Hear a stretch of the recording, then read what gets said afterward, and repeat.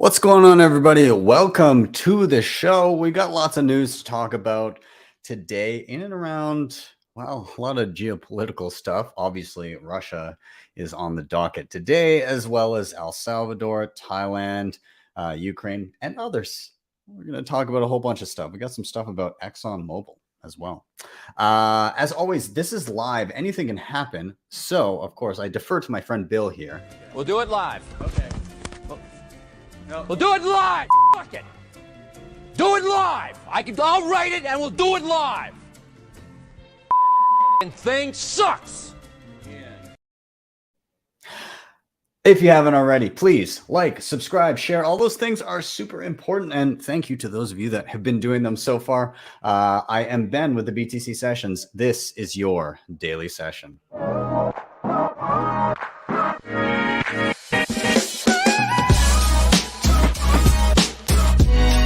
HODL the Bitcoin.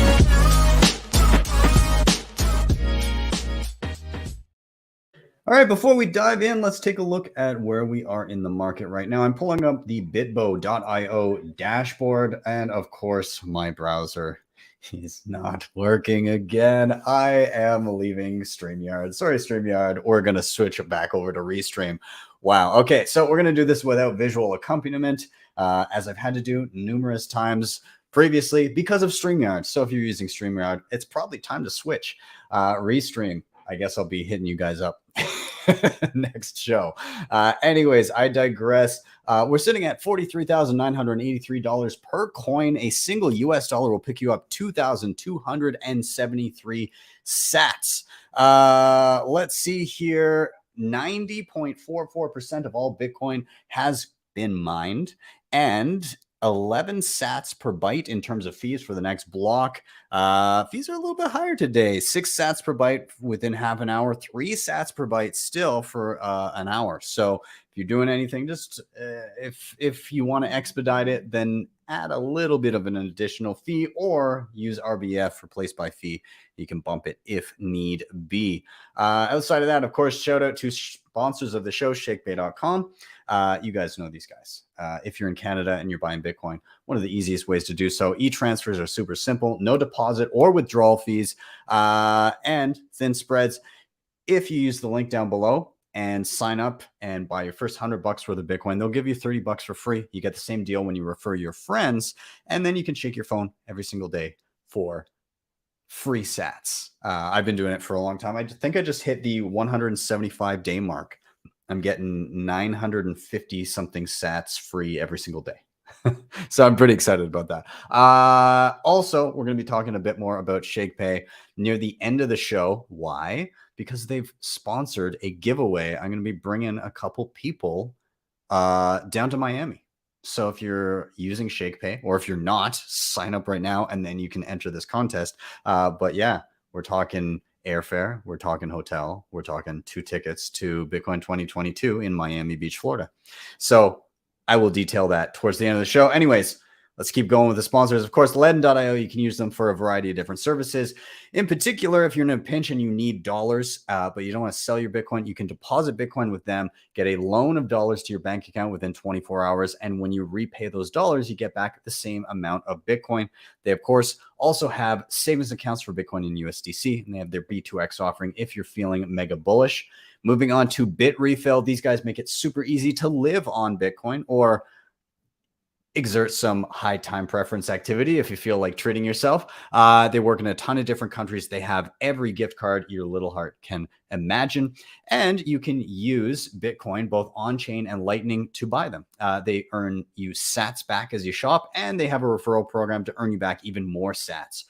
In terms of our next ones, Keystone, you know these guys, one of my favorite and most used hardware wallets. It is 100% air gapped. You never plug it into anything internet connected. It's all done offline via QR code, and that scanning makes it super easy, and highly recommend you upgrade to the Bitcoin only firmware, and it works beautifully with things like Blue Wallet, Sparrow, Spectre, you name it, they got it, and awesome in a multi-sig. So check them out. And finally, if you're backing up any important Bitcoin wallet, get in solid steel. The guys over at privacypros.io with the BillFodl, you can get that steel seed plate where you have your tiles that you slide in.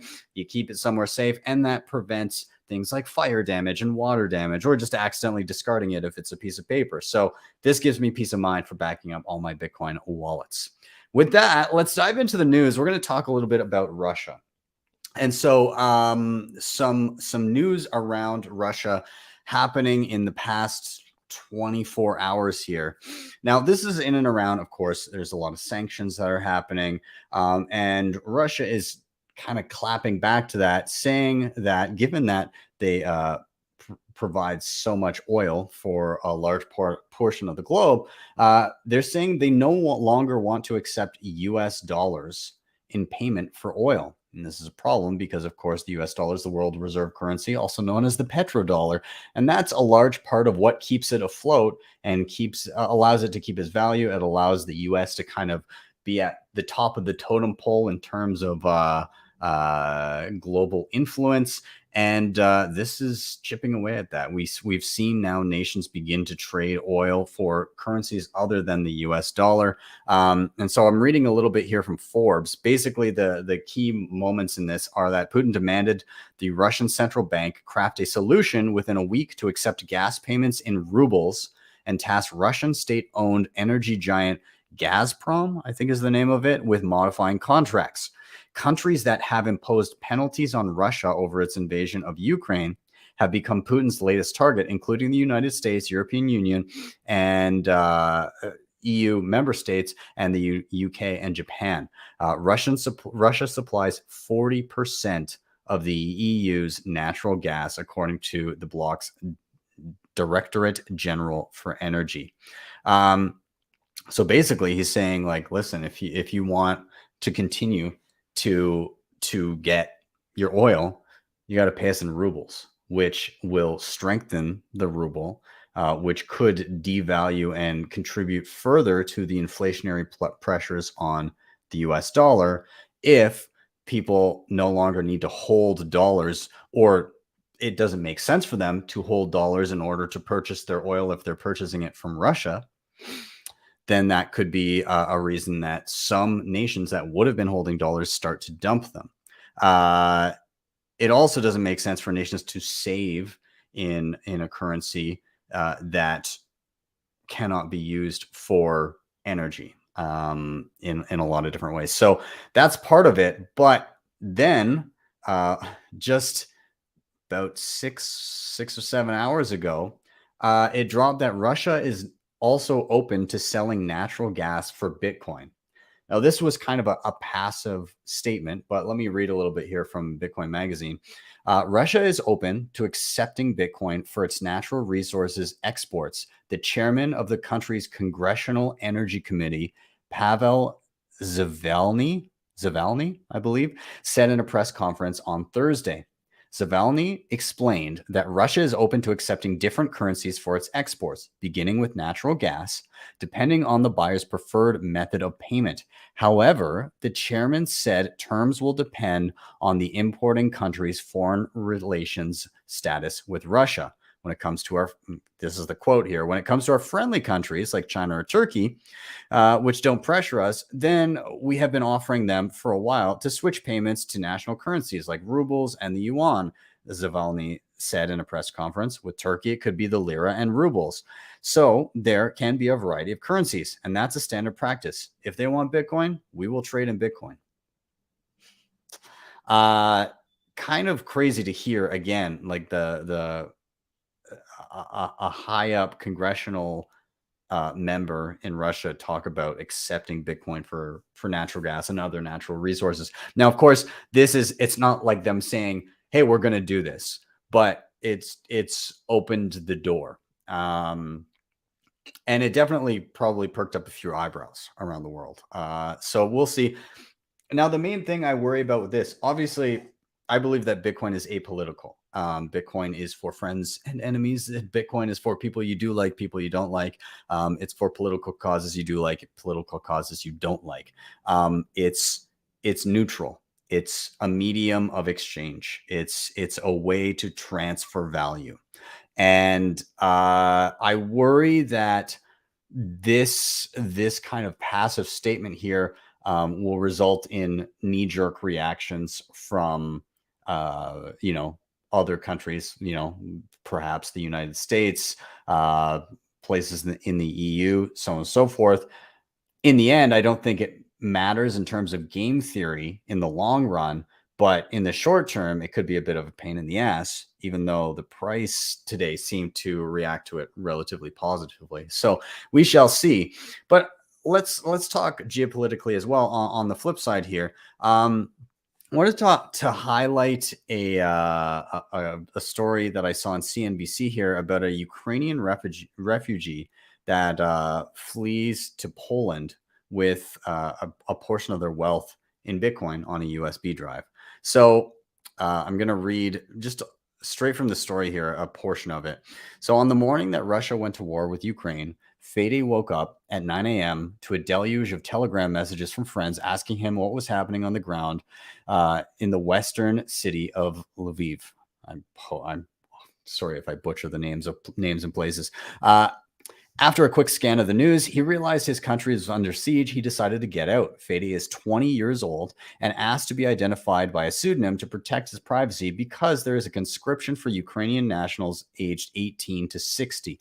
Escaping duty on the front line meant having to clear the border before officials had the chance to lock it down. To do that, he needed two things fast: a negative COVID test and money. Quote, I couldn't withdraw cash at all because the queues of the ATMs were too long and I couldn't wait that much time, Fede told CNBC. So he turned to Bitcoin instead. Fede tells CNBC that he made a peer-to-peer exchange with a friend, trading $600 worth of his Bitcoin savings for zloty, the Polish national currency, which he then used to pay for a bus across the border, a bed in a hostel for him and his girlfriend, and some food. The speed and the ease of that crypto transaction proved instrumental. Within 2 hours of Fede's safe passage into Poland, Ukraine closed its borders to all men of fighting age. Fede also took a USB stick with him across the border containing 40% of his life savings, or about $2,000 in Bitcoin. That thumb drive, combined with a unique passcode, became the key to his financial survival. Quote, I could just write my seed phrase on a piece of paper and take it with me. So again, in an instance where an individual in a tough situation just wanted to get out of Dodge and wanted to retain at least a portion of his wealth, he was able to effectively put it on what I imagine was probably like a hardware wallet, even though they're saying USB stick, and cross a border. Or as he said here, he could have just memorized a 12-word seed phrase and nobody would have been none the wiser. And that's pretty powerful. I don't envy people that are in those situations that have to do stuff like that. But this is how Bitcoin functions. And I'm glad that there's a tool for people like that. So let's kind of continue down the geopolitical rabbit hole. Nayib Bukele, president in El Salvador, that has, of course, accepted Bitcoin as legal tender in the country. He tweeted out, never in my wildest dreams would I have thought that the US government would be afraid of what we are doing here. And he showed screenshots of a bill presented to the Senate, or in Congress, rather. And it's a bill to require reports on the adoption of cryptocurrency as legal tender in El Salvador and for other purposes. Basically, what they want to do is within 60 days after the date of the enactment of this act, the Secretary of State, in coordination with the heads of other relevant federal departments and agencies, shall submit an appropriate to the appropriate committees of Congress a report on the adoption of the government of El Salvador of Bitcoin as legal tender. The report is required to have things like a description of processes followed by the government, an assessment of the regulatory framework in El Salvador in terms of adoption, whether the regulatory framework meets the requirement of the Financial Action Task Force, the impact on individuals and businesses requiring tender of Bitcoin, the impact of cryptocurrency on the macroeconomic stability and public finances, the rule of law and democratic governance, the unbanked population, the flow of remittances, El Salvador's relations with multinational or multilateral financial institutions such as the IMF and World Bank, bilateral international efforts to combat transnational illicit activities, all kinds of stuff here. Talking about sanctions and how that could be a problem if the U.S. wanted to sanction El Salvador, internet infrastructure. Yeah, it's pretty wild. So at the end, it says, in general, not later than 90 days after the submittal of this report required by the subsection, they shall submit an appropriate committees a plan to mitigate any potential risk to the United States financial system posed by the adoption of cryptocurrency as legal tender in El Salvador. So let's, once again, can I read that one more time? They need to submit a report about mitigating any potential risk to the United States financial system posed by the adoption of Bitcoin as legal tender in El Salvador. They are worried about El Salvador impacting the U.S. financial system. May I note that El Salvador is the 5th poorest nation in all of the Americas, and the United States, which has the world reserve currency, is freaking out about the 5th poorest nation in all of the Americas threatening the financial stability of the United States of America. Wild. Absolutely wild. That said, I don't think they're off base. I think El Salvador itself, by itself, obviously is not a threat. But when domino 2 and 3 and 4 and 5, and they start to pick up speed and more countries begin doing this, yes, that becomes an issue, because there are many dollarized nations out there, and those dollarized nations are at the whim of the U.S. monetary policy, with none of the benefit that the U.S., of course, enjoys by printing money and pumping it into wherever it sees fit. Those countries just get the inflation first, and none of the benefit of being able to reallocate funds wherever they see fit. And so what El Salvador has done is pretty unique in the fact that they could have gone ahead and said, hey, we're going to make a new central bank. We're going to create our own new currency so that we can then do the same thing with, at least within our own country, of being able to print off money whenever we see fit, reallocate funds, and maybe even print to pay off our debts.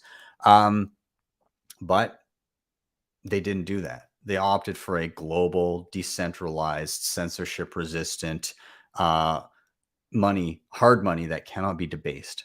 And that decision in and of itself, even if it was made by mistake, which I don't think it was, but even if it was made by mistake and they, naive didn't realize the consequences of not being able to down the line print money. The genie's out of the bottle at this point. So that in and of itself is enough. Now, one thing I'm not a fan of, and we'll see how it turns out, but El Salvador turns to Binance to help on Bitcoin adoption. So this is from Reuters. And El Salvador is seeking support from cryptocurrency exchange Binance for its implementation of Bitcoin as legal tender and the issuance of Bitcoin bonds, the Central American country's ambassador to the United States said on Wednesday. Binance CEO CZ is visiting El Salvador and plans to meet the president on Thursday, today, the ambassador told reporters. So again, they're saying that CZ's visit is a vote of confidence in Bukele's decision to adopt Bitcoin as legal tender. my main worry here is that CZ running a cryptocurrency exchange, which more or less is a casino, right? Like it's just add all the coins, encourage trading, and make bank on the trading of all the assets. I worry that the influence of CZ will result in an undue diversification of focus in El Salvador. I hope not. They seem to have been resilient to those efforts before, but you know, in the group of people that was coming through, I saw footage of CZ arriving, and who's behind him? Brock Pierce. You know, if you know anything about Brock Pierce, that's not an encouraging thing. If you don't know who Brock Pierce is, you can look him up. But anyways, he shills a lot of things. He basically says, "I love Bitcoin, buy my shitcoin," is kind of my read on him. But we shall see. Hopefully, Nayib Bukele has stronger resolve than that, and can separate the noise from the signal. Let's keep going with the geopolitical stuff. There's obviously been a lot of rumblings around what's the next country to accept Bitcoin going to be. And recently there's been some rumblings around Honduras. Even recently we saw Max Kaiser had retweeted something from the IMF, or an article about the IMF not wanting another Central or South American country to adopt Bitcoin as legal tender. And he said, "Too late, bitch." And he put a little Honduras flag beside it. And prior to that, he had said, "I already know what the next country is going to be," while kind of keeping it quiet. But this seems to be him pointing to, hey, this is what it's going to be. Although he didn't explicitly say it. Well, it would seem that may not be the case. So Alex Gladstein tweeted out or retweeted out from the Central Bank of Honduras. He said, "Honduras appears to be taking a pass on Bitcoin and is instead going the central bank digital currency route, choosing monetary control over monetary freedom. This is the likely move for most governments and underscores how exceptional Bitcoin adoption in El Salvador really is." I like to echo that, because this is what El Salvador could have done, and it would have given them more power within their own country. But those that understand and have a low time preference, and they're okay with a gradual building, and not just kind of kicking the can down the road, will go that route. And those that don't will go the central bank digital currency route. And with term limits and the way that politics works, means a lot of places will go the central bank digital currency route. Unfortunate that Honduras looks to be doing this. But, you know, there will be others that follow in El Salvador's footsteps. I am very confident in that. And, you know, we'll just have to wait to see who that ends up being. Also on the negative, in terms of countries and their reactions to Bitcoin, Thailand announces medium of payment ban for Bitcoin and other cryptocurrencies. So the long and the short of it is, in accordance with the Central Bank of Thailand, the Securities and Exchange Commission announced a ban preventing business operators from accepting cryptocurrencies as a means of payment for their products or services. The ban will not prevent investing or trading in cryptocurrencies, and should products or services used for investing be misused for payment services, operators are expected to inflict consequences. A 3% investment cap would be levied against commercial banks and fintech companies looking to invest in digital assets, in a proposal from the Bank of Thailand. So the long and the short of it is, they're saying that you can buy it, you can speculate on it, but God forbid you actually use it as a currency, which I find funny. But I guess there's some merit to that, in terms of like what the central bank and the government is probably trying to do. They're saying, they're trying to pigeonhole it into just being a gambling tool. And then they're trying to say, no, but for day to day, so that there's still demand for the Thai baht. So I don't know. It's a bold move. We'll see if it pays off from Cotton. Let's keep going. To kind of round out this nation state stuff, I wanted to read a quote from Jeff Booth that I quite enjoyed that he sent out today. So Jeff Booth, if you're unfamiliar, he's the author of The Price of Tomorrow. Excellent book. Highly recommend you read it. I think it's time for a reread for myself. Anyways, what he said was, what most don't realize is that as each nation turns to Bitcoin in their own self-interests, they in turn reinforce the network for the best interests of all. Incredible times as the world moves from a system of coercion to cooperation. Indeed. Let's move on. ExxonMobil, let's talk about them. This is from Bloomberg. Exxon weighs taking gas to Bitcoin pilot to 4 countries.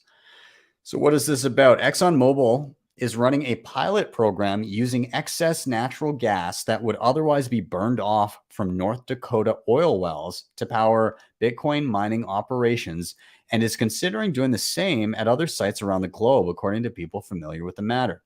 The oil giant has an agreement with Crusoe Energy Systems, Inc. to take gas from an oil well pad in the Bakken Shale Basin to power mobile generators used to run Bitcoin miners or Bitcoin mining servers on site, said the people, who asked not to be named because the information isn't public. The pilot project, which launched in January 2021, expanded in July, uses up 18 million cubic feet of gas per month that would have otherwise been burned off or flared because there aren't enough pipelines.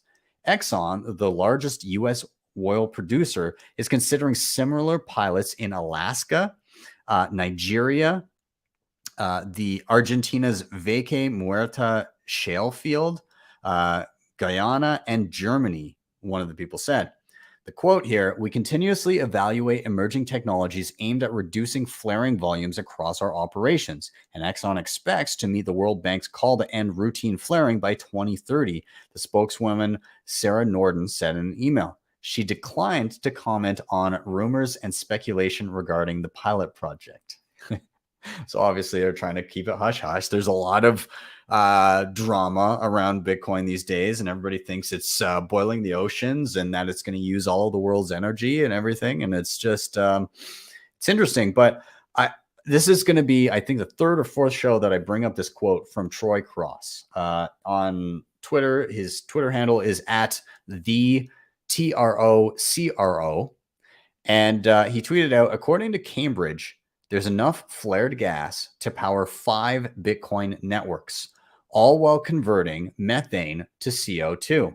Methane is 80 times as warming as CO2 over the course of 20 years. Methane is responsible for 1/3 of all warming. Bitcoin is a huge win for the climate. So basically what he's saying is by removing all of that flaring, if that's what was able to happen with Bitcoin mining, to scoop up all of that flared methane and use it to mine Bitcoin, it would reduce the amount of warming or the amount of harm to the atmosphere by 80 times. That's crazy. It's very interesting there. Let's talk a little bit about some of the price action in terms of a potential reason for it. And so one of them is, so there's, I think it's, what is it called? Luna, some shitcoin called Luna. Anyways, last week, the founder, by the way, I'm reading this from bitcoinist.com. But last week, the founder of Terra Network, Do Kwon, revealed that the project was planning to purchase Bitcoin. Kwon explained that this Bitcoin would go towards the network's reserves to back up UST, the predominant stablecoin on the network. The founder also revealed the amount of Bitcoin that Terra was planning to purchase for its reserves, which he said would be $10 billion plus. That's a lot. That can definitely move the price. Kwon had also confirmed that the network had indeed started purchasing Bitcoin already. This is what fired up speculations that the network's Bitcoin purchases were driving up the price of the digital asset. Recently, Terra Labs had moved $125 million worth of USDT to exchanges. This movement, which took place on Tuesday, March 22nd, has led to speculations as to whether Terra has begun purchasing Bitcoin. Many in the space believe that it is purchases on the part of Terra Labs that have been driving up the price. This is not a long shot, given that Bitcoin exchange inflows have ramped up in recent times. Over the past week, there has been a total of $6 billion worth of inflows recorded going to exchanges. If Terra is purchasing $125 million worth of Bitcoin in one go, then accumulation like this could very well bump up the price. Now, I think that Nick Carter had one of the better takes on this, and this was he was responding to Alex Berg on Twitter. But so Alex Berg tweeted out, if the maxis don't embrace the Do Kwon UST arc, then they are truly helpless. Should be a funny couple of weeks. And then Nick Carter replied, he said, I have a hard time celebrating a fundamentally unstable system absorbing collateral that will inevitably have to sell off when it unwinds. And I think that's a pretty solid take. And what he's getting at is he's not confident that Luna or Terra or whatever the hell it is, that this ecosystem is going to have the demand in the long term for the need for $10 billion worth of Bitcoin to back its tether or its US dollar reserves. And so eventually what would have to happen if the network was in low demand eventually and people weren't using Luna or Terra or whatever the fuck it is, then they would not need $10 billion worth of Bitcoin sitting there backing up its stablecoin reserves. And what happens when they don't need that backing it up is they sell it. And so, you know, it's kind of a low or rather a high time preference thing to celebrate what could potentially be just another sale waiting to happen. You know, it is what it is. All types of people will be using Bitcoin and accumulating it for different reasons. You know, hopefully these guys hold on to it for a long time, but we shall see. But I do appreciate Nick's take here. Again, like celebrating a random shitcoin ecosystem that is backing a stable coin with Bitcoin that likely won't survive in the long term just means that that's Bitcoin that is just being we're waiting on the moment for it to dump. So I'm not saying that's going to happen anytime soon, but you know, take the news of all this with a grain of salt. Don't celebrate too much. It is what it is. Now, in relation to stablecoins, there was something interesting that came about. Synonym. This is a company started by John Carvalho, the guy who made Roger lose his shit and quit in the middle of a podcast because he kept on saying the word Bcash. They are, in terms of stablecoins, they are using the first, or they did the first stablecoin tether transaction on the Lightning Network. And so what they did is they used OmniLayer, which is a layer on Bitcoin that allows you to create tokenized values actually using the Bitcoin protocol.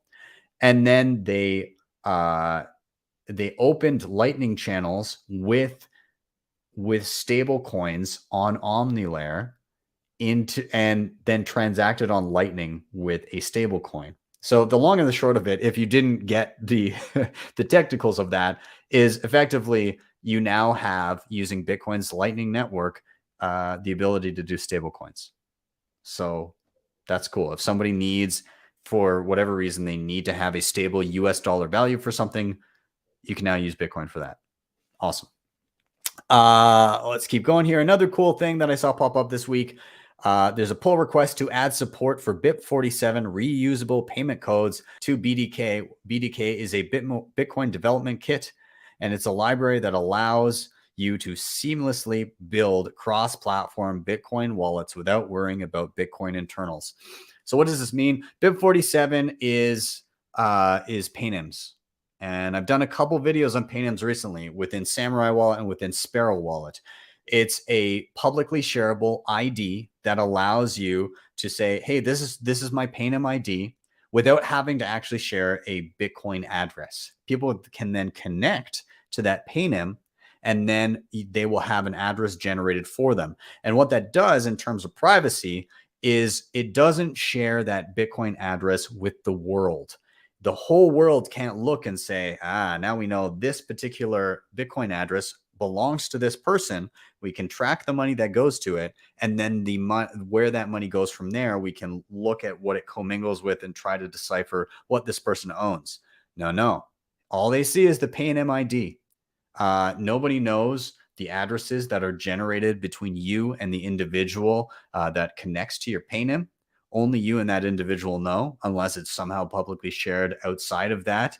But it's a privacy helper from the get-go, and something that I wish I would have been privy to sooner, but nonetheless a really cool tool. And adding support for BIP47 in the Bitcoin development kit would be fantastic, because it would make it incredibly easy for a lot more wallets to implement paynims into their own wallets.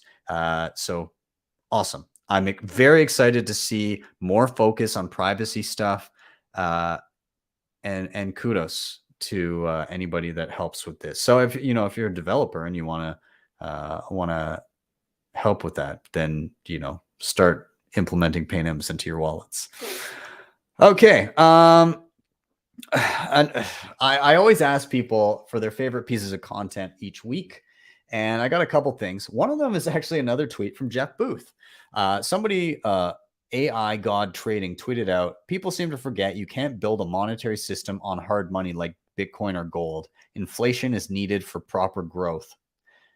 Jeff Booth jumped in and replied. He said, "This is one of the biggest believable lies ever told. Bitcoin allows almost unlimited monetary velocity through technology instead of debt. A very big difference that allows humanity to transition from control, coercion, and scarcity to abundance over time." And he actually got the person to respond. They were very interested. They were asking about resources. They're skeptical, but they're willing to learn. Jeff, you are an absolute asset to the Bitcoin community. So thank you for that. The other thing that was brought to my attention is there was an article in Bitcoin Magazine by Mike Hobart, and it's called "Why Russia Will Cause a Bitcoin Arms Race." And it was also then made into a mini video documentary. And it was, the channel is called Power Laws Bitcoin Documentaries. And you can look it up again, "Why Russia Will Cause a Bitcoin Arms Race." Very interesting video. Highly recommend. And it was done just prior to the actual invasion of Ukraine. And so you could, it's relatively recent. And so it's taking into account the current geopolitical stuff that was going on. So yeah, highly recommend you watch and or read that.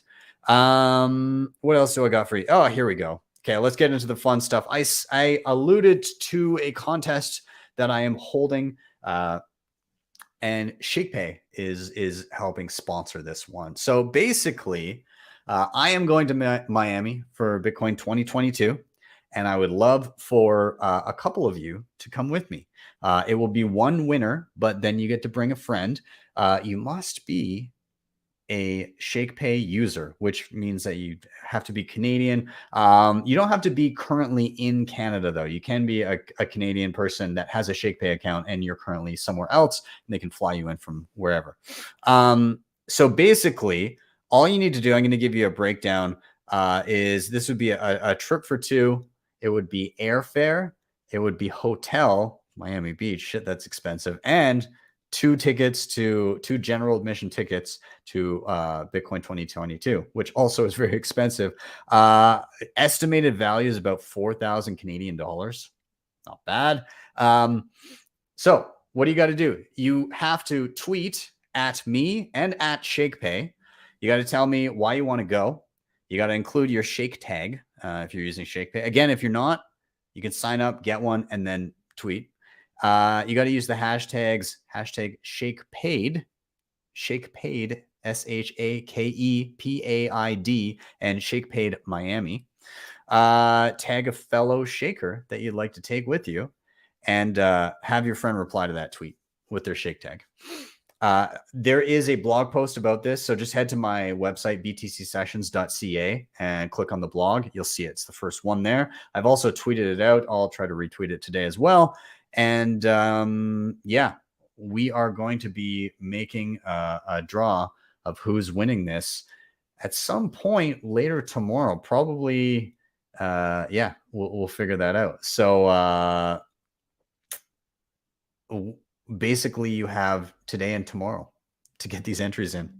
Let's go. But yeah, basically I'm giving away a trip to Miami for 2. And Shakepay is helping me do it. And they'll fly you down. You get to meet all the Shakepay guys. And then I'll also be happy to hang out. Love meeting Bitcoiners. So yeah. What else?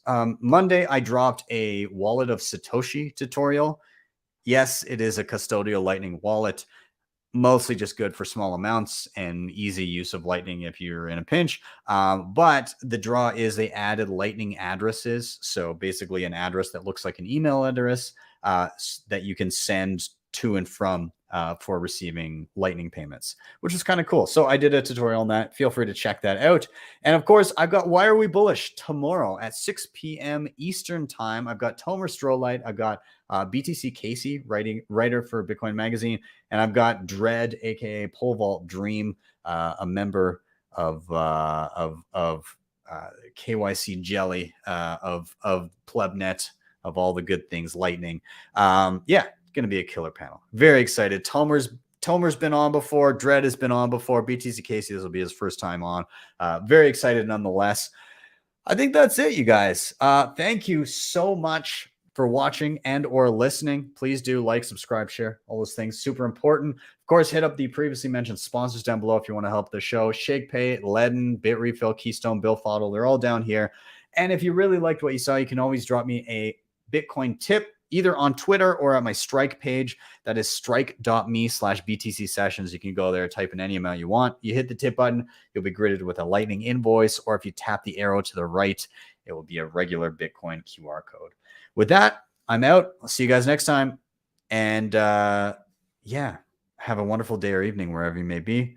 See you guys next time for your daily session.